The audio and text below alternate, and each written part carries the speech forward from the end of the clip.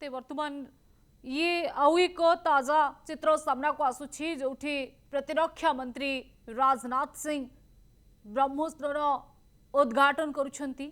ई सीधासलख चित्र आपण माने देखि पारुछंती जे भारत पाकिस्तान अस्त्र विरति घोषणा करिवार मात्र 3 घंटारू कम समय मध्य गत काली पाक सेना पक्षरु पुणी केमिति सीमारे ड्रोन उड़ाइबा आरंभ करथिले, ड्रोन आक्रमण पई योजना करथिले, किंतु ए सबु भितरे भारत एपटे पूरा प्रस्तुत होई रहिछि।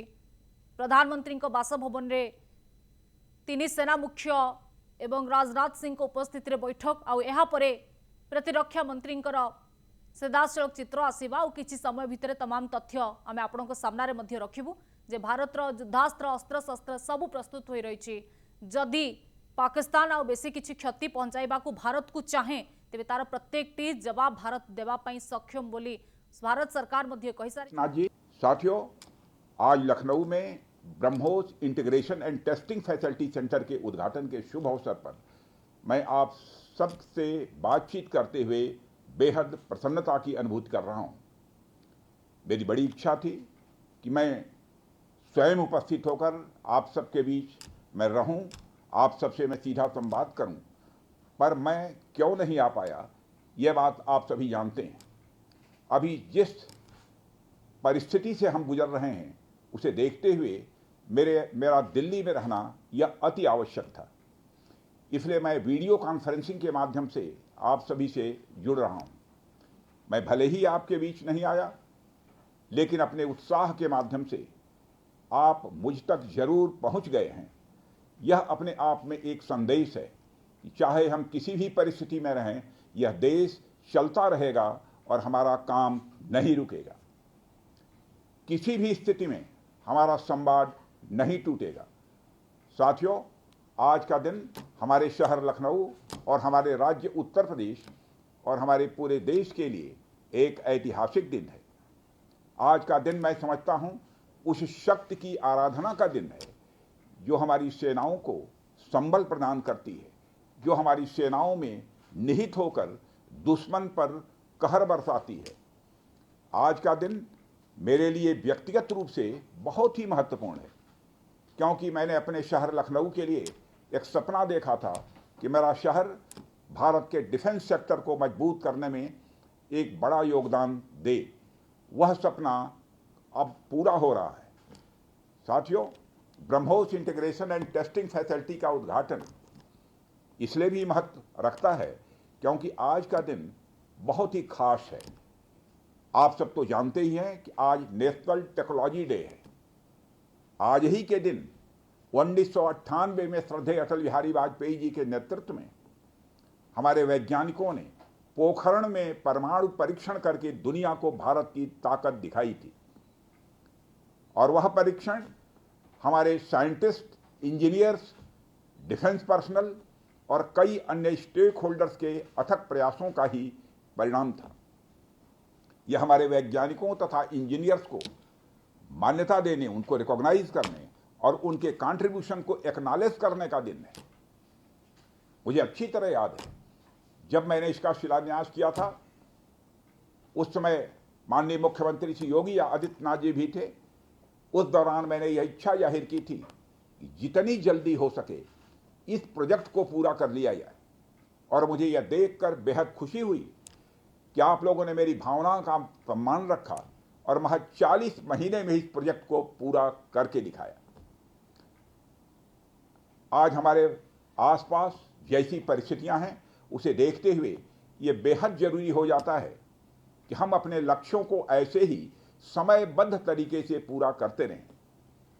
इस मौके पर मैं उत्तर प्रदेश के माननीय मुख्यमंत्री श्री योगी आदित्यनाथ जी का विशेष आभार प्रकट करता हूं। यदि इतने कम समय में ब्रह्मोस की इंटीग्रेशन एंड टेस्टिंग फैसिलिटी की स्थापना हो सकी तो इसके पीछे योगी जी का बहुत बड़ा योगदान है। मैं डीआरडीओ, हमारे वैज्ञानिक, हमारे इंजीनियर्स और इस प्रोजेक्ट से जुड़े हर व्यक्ति और संस्था को मैं हृदय से बधाई देता हूं। आप लोगों ने दिन रात मेहनत करके इस इंटीग्रेशन एंड टेस्टिंग फैसिलिटी को खड़ा किया है। देश भर के वैज्ञानिक, इंजीनियर्स और युवाओं का योगदान हमें इस फैसिलिटी सेंटर में देखने को मिलेगा। मैं आपकी मेहनत और लगन को नमन करता हूं। साथियों, हमारी सरकार जब उत्तर प्रदेश में डिफेंस कॉरिडोर के विजन को लेकर आगे बढ़ी थी तो उस समय हमारे सामने अनेक बड़े लक्ष्य थे। उन तमाम लक्ष्यों में से हमारा एक उद्देश्य यह भी था कि हम उत्तर प्रदेश को एक बार फिर देश के प्रोडक्शन सेंटर के रूप में डेवलप करें। यूपी डिफेंस कॉरिडोर लखनऊ सहित कानपुर, झांसी, चित्रकूट, आगरा और अलीगढ़ से होकर गुजरता है और ये सभी नोड्स आने वाले समय में विकास के नए केंद्र बनकर उभरेंगे। साथियों, एक उदाहरण मैं आपके सामने रखूं तो आप में से बहुत लोगों को पता होगा कि एक समय कानपुर और आसपास का क्षेत्र प्रोडक्ट्स की मैन्युफैक्चरिंग के लिए जाना जाता था। आर्थिक रूप से यह क्षेत्र बहुत ही समृद्ध था। इसे मैनचेस्टर ऑफ द ईस्ट कहा जाता था। लेकिन आज़ादी के बाद अनेक कारणों से आर्थिक प्रगति की राह में यह क्षेत्र पिछड़ता गया और कहीं पीछे छूट गया। मैं उन कारणों में तो नहीं जाना चाहूँगा, पर कहना यह चाहता हूँ कि यूपी डिफेंस कॉरिडोर के निर्माण के बाद यह क्षेत्र फिर से एक बार अपने पुराने वैभव को प्राप्त करने की ओर आगे बढ़ चला है। मुझे इसमें कोई संदेह नहीं है कि कानपुर विकास की उन ऊंचाइयों को छुएगा जो दुनिया के विकसित क्षेत्रों के लिए अनुकरणीय होगा। कल को वेस्ट में कोई क्षेत्र जब बहुत अधिक प्रगति करेगा तो उसे कानपुर ऑफ द वेस्ट कहा जाएगा। इसी प्रकार डिफेंस इंडस्ट्रियल कॉरिडोर के सभी नोड्स को डेवलप करने के लिए हम पूरी तरह से कमिटेड हैं। मुझे यह भी बतलाया गया है कि अभी उत्तर प्रदेश डिफेंस कॉरिडोर में aircraft manufacturing, UAV, drones, ammunitions, composite and critical materials, small arms, textile तथा पैरासूट आदि में मेजर इन्वेस्टमेंट किए गए हैं। एक अच्छी बात यह है कि इस डिफेंस कॉरिडोर में हमें पब्लिक सेक्टर और प्राइवेट सेक्टर दोनों की ही बड़ी अहम भागीदारी दिखाई दे रही है। साथियों, जब मैं प्राइवेट सेक्टर की भागीदारी की बात कर रहा हूं तो मुझे यह बताते हुए बड़ी खुशी हो रही है कि लखनऊ में ही पीटीसी इंडस्ट्रीज लिमिटेड द्वारा titanium and super alloy material plants की शुरुआत की जा रही है। इसके अलावा 7 एडिशनल क्रिटिकल प्रोजेक्ट्स की भी नींव इस समय रखी जा रही है। यह निश्चित रूप से रक्षा क्षेत्र में भारत की आत्मनिर्भरता की गति को और तेज करेगा। मैं इसके लिए श्री सचिन अग्रवाल को भी बधाई देना चाहता हूं।